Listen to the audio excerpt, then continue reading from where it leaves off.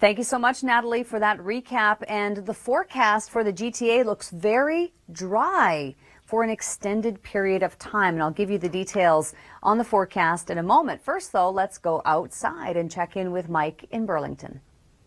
And not only that, Mike, as we look into next week, it looks to be a dry spell with temperatures sitting at least at the beginning of that whole period at seasonal values, off bright tomorrow. So how much more rain do we have on tap? Not that much more, about less than 5 millimeters for the GTA, and just a bullet there, 5 to 10 millimeters north of Kingston. But for the most part, it's all this this low pressure system is moving away from us and joining up with the big nor'easter, which is becoming obviously a big story for the East Coast and into our Atlantic provinces. And we're sending teams up there for storm coverage too. So we get that clearing to begin overnight and into tomorrow. So here's the nor'easter that we're talking about. The impact will be rain and wind into the maritime provinces initially, and then it may take another day or so to reach Newfoundland. So obviously we'll be following that very extensively and comprehensively for Eastern Canada. For us, on the other hand, it's all about high pressure, but look how long it lasts. Thank you so much, Kim, for that. And we have been seeing temperatures haven't been all that bad. It's really interesting when we look at the extended long-range forecast, how we may be in for a spell, an extended spell of sunny weather ahead. Let's take a look yesterday, go around the region, and system coming through, but the next one does not appear to come for at least 9 days, 9 or 10 more days.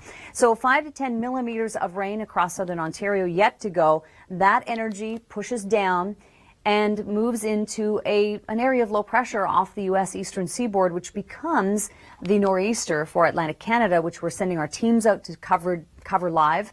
Because this will be an impactful storm across the east, initially for the Maritimes, with heavy amounts of rain and high amounts of rain, as well as wind, and then into Newfoundland subsequently after that. So Chris Murphy's heading down there to do that coverage. High pressure in place across the Great Lakes, and lots of sunshine ahead with some great stuff. And there are a whole bunch more time-lapse videos online in the gallery at theweathernetwork.com, and they're really fascinating to watch. Let's take a look at our conditions across our region and what we're expecting. I'll give you the forecast details in a moment, but let's check in first with Mike, see what it's like outside. The pet clothing are not only functional, but they're cute too, Mike. So great job with that. Let's take a look at what's going on with regard to our forecast. Start off with a bright sunny sky expected tomorrow with a few clouds out there. Today's rainfall totals have yet to bring us anywhere from between 5 and 10 more millimeters of rain, and it's all departing, and so is the cloud cover with the clearing expected.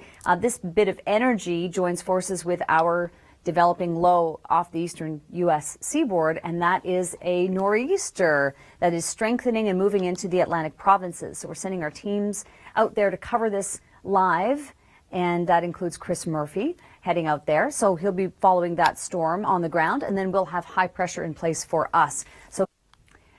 And now the remnants of Hurricane Gonzalo are impacting the UK. So for those of you who don't know, we also have a UK weather network, and they are dealing with the impact of that storm now. So let's take a look at where we are in terms of our weather. It begins, but it's not for another 9 days, 10 days before we see the next low pressure system coming through. So maybe 5 to 10 more millimeters of rain expected for us, and then the departing low is moving away. So it's a good long stretch of time before we see our next spell of weather.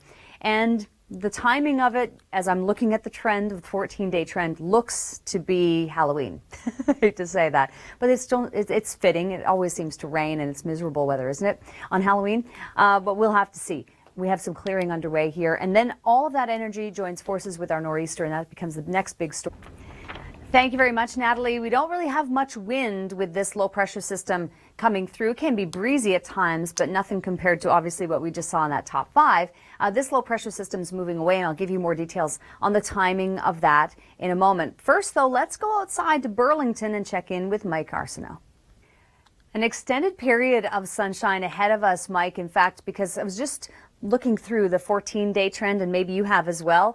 It looks like we have a nice dry spell until about Halloween at this point. So looking at our short-term forecast, let's deal with this low pressure system first for this time of year. So not bad temperature-wise, 5 to 10 more millimeters on the high end, 10 as the system departs. And the winds can at times be a little breezy, but it's fairly negligent, in fact. The low pressure system is moving away, and so is the cloud cover. It's joining forces with our nor'easter that's developing and moving into the Atlantic provinces, and with that, wind and rain, clearly. And then it'll take another day or so to reach Newfoundland, so we're sending Chris Murphy out there to cover that storm live. We'll have, of course, lots of extensive coverage on that. But for us, it's about this big blue H and high pressure over the Great Lakes Basin, which will give us a long spell, it looks like, of dry weather.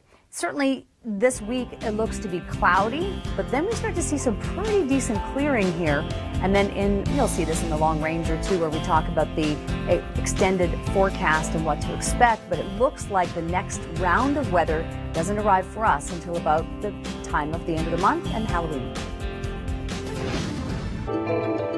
Yeah, that's a good point. And there are lots more time-lapse videos to be found online at theweathernetwork.com. But if you just keep it trained there, who knows what you'll end up with on the other end, right? Let's take a look at our weather conditions among winds. You know, those northwesterlies that come over the Great Lakes before we see a lot of those leaves fall. But frankly, this is not the one. This is not bringing us big-time wind, but it may bring us another 5 to 10 millimeters of rain through this afternoon, through this evening. As it departs and the clearing begins, the winds calm down even further from what they are, which is not that windy to begin with. But it's calm and it's high pressure. And it's going to stay that way for a long time. Actually, I just want to mention that the energy from this low is joining up with this Atlantic low, which is a nor'easter. And it will bring, obviously, strong northeast winds, but rain and wind is really one of the biggest concerns. We'll have live coverage of that. But for us, it's about high pressure. And so the extended long range shows us more sunshine and temperatures sitting at seasonal, and it doesn't appear to bring us any weather until about Halloween.